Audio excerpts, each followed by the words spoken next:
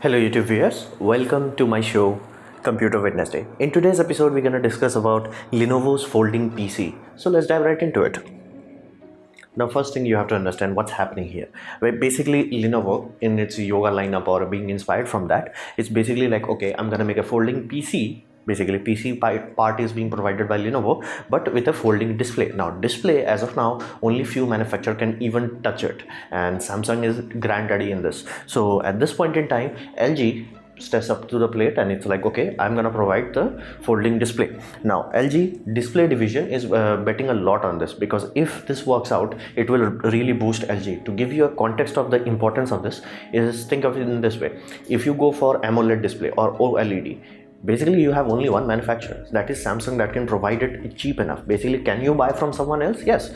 Can you build it yourself? Yes. But can you compete with the price of Samsung? No, flat out no. Even iPhone struggles from this, because they have to buy AMOLED from basically Samsung and they have to pay the premium. Basically Samsung is the only provider.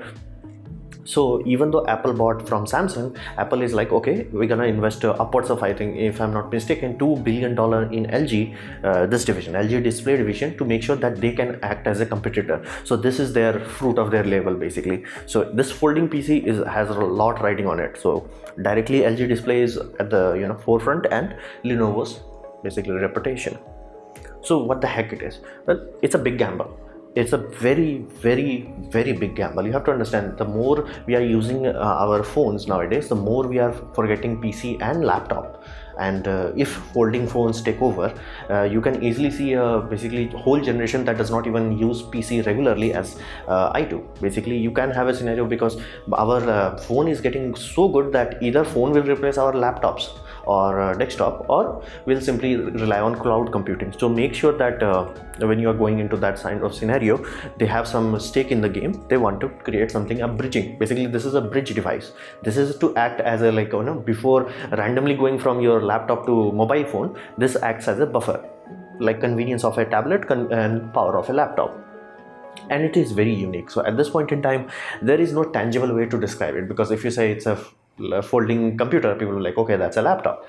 If you say it's a basically tablet, no, it's too big for a tablet. So we tangibly cannot describe it. It's completely unique. Now the interesting part in this is that Wacom has played a very interesting part here. Now you have to understand, same way Samsung is monopoly in AMOLED technology, Wacom is monopoly in Wacom technology. Wacom, I'm saying basically pen technology, digitizer as many people call it. Now I used to be a 3D game artist, so I know these sort of devices. Basically, to give you a context, every lab, every production house I went to, basically they only had Wacom. There was no other competition. There is no competition.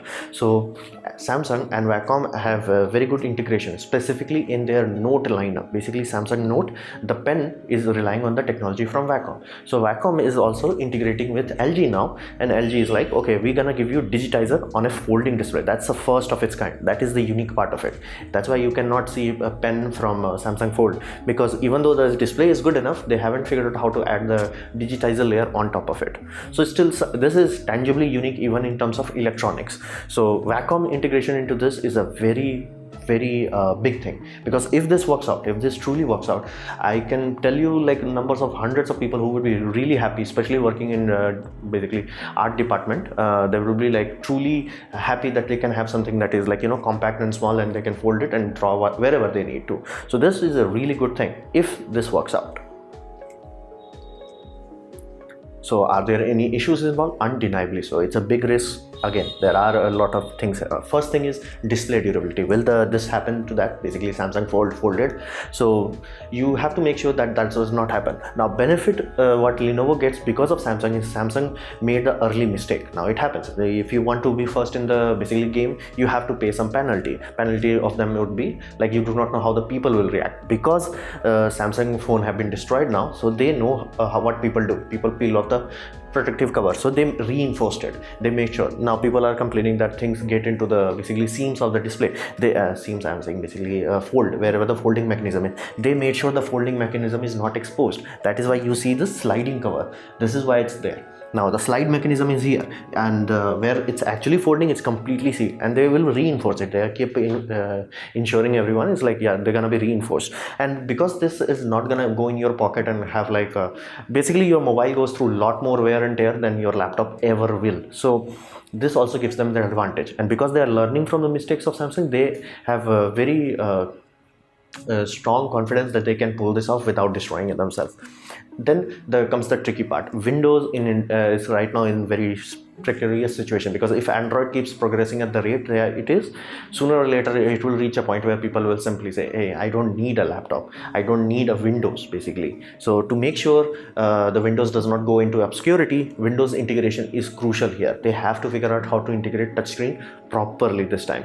Now Windows is far more supportive of touchscreen than iOS. I am saying iOS, Mac OS, but it's still nowhere near as smooth or as polished as it should be. This will force them to turbocharge it, and you can see that in basically Windows attempt to make actual hardware.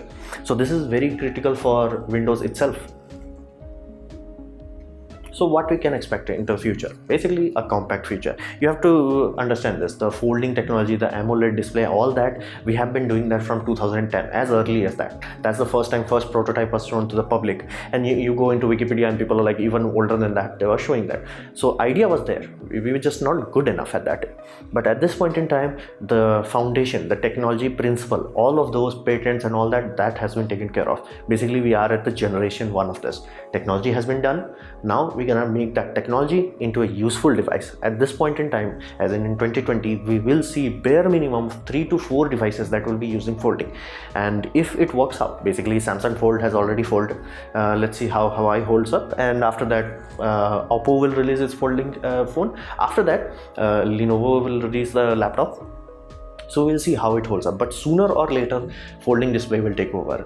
And after a while, basically let's say by 2030, we may not even notice it as it's a folding thing. We will not even notice. It will become just as ubiquitous as our basically normal smartphone. Because I still remember vividly that first time I touched it, it's a touchscreen. So that happens. So this will replace our old aging technology basically. So I look ourselves into the future with a lot of folding things, especially clothes.